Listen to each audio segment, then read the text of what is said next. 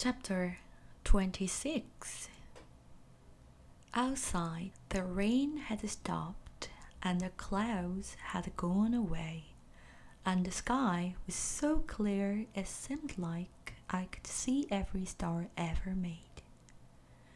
I walked all the way to the back of Gloria Dump's yard. I walked back there and looked at her mistake tree. The bottles were quiet. There wasn't a breeze, so they were just hanging there. I looked at the tree and then I looked up at the sky. "Mama," I said, just like she was standing right beside me. "I know 10 things about you, and that's not enough.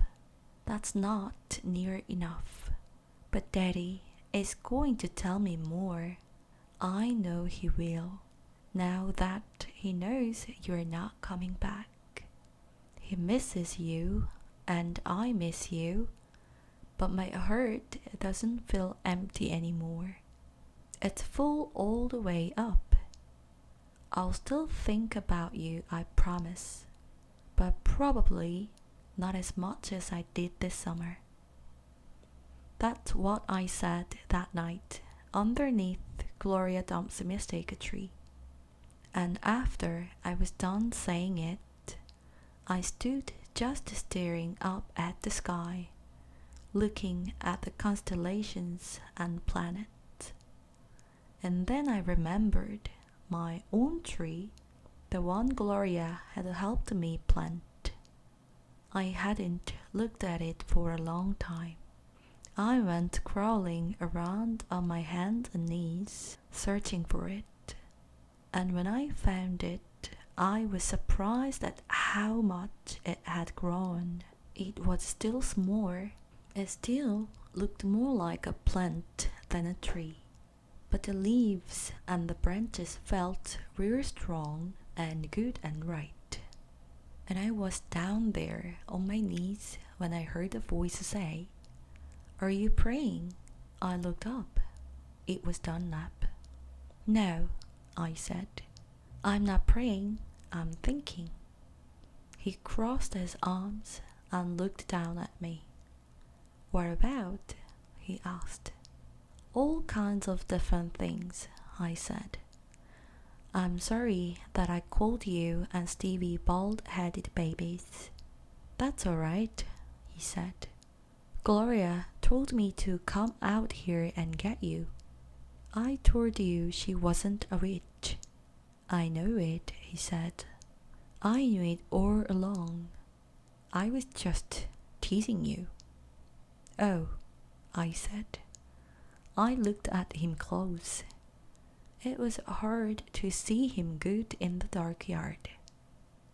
"Ain't you ever gonna stand up?" he asked. "Yeah," I said. And then he surprised me. He did something I never in a million years thought a Dewberry boy would do. He held out his hand to help me up, and I took it. I let him pull me to my feet. "I'll race you back to the house," Dunlap said, and he started to run. "Okay," I shouted, "but I'm warning you I'm fast." We ran and I beat him.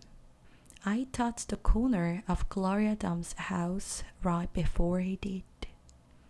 "You shouldn't be running around in the dark," said Amanda. She was standing on the porch looking at us. "You could trip over something." "Oh, Amanda," said Dunlap, and he shook his head. "Oh, Amanda," I said too.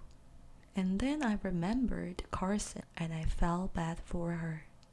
I went up on the porch and took hold of her hand and pulled on her. "Come on," I said. "Let's go inside." "India Upper," Daddy said when me and Amanda and Dunlap walked in. "Are you here to sing some songs with us?" "Yes, sir," I said. "Only I don't know that many songs." "We will teach you," he said. He smiled at me real big. It was a good thing to see. That's right, said Gloria Dump. We will. Sweetie Pie was still sitting in our lap, but her eyes were closed. Care for a litmus lozenge? Miss Franny asked, passing me the ball. Thank you, I told her. I took a litmus lozenge and unwrapped it and put it in my mouth. Do you want a pickle? Otis asked, holding up his big jar of pickles. No, thank you, I said. Not right now. Winn-Dixie came out from underneath Gloria Dump's chair. He sat down next to me and leaned into me the same as I was leaning into my daddy. And Amanda stood right there beside me, and when I looked over at her, she didn't look pinch-faced at all to me. Dunlap cracked his knuckles and said, Well, are we gonna sing or what? Yeah, Stevie echoed. Are we gonna sing or what? Let's sing, said Sweetie Pie, opening her eyes and sitting up straight. Let's sing for the dog. Otis laughed and strummed his guitar, and the flavor of the litmus lozenge opened in my mouth like a flower blooming, all sweet and sad. And then Otis and Gloria and Stevie and Miss Franny and Dunlap and Amanda and Sweetie Pie and my daddy all started to sing a song. And I listened careful so I could run it right.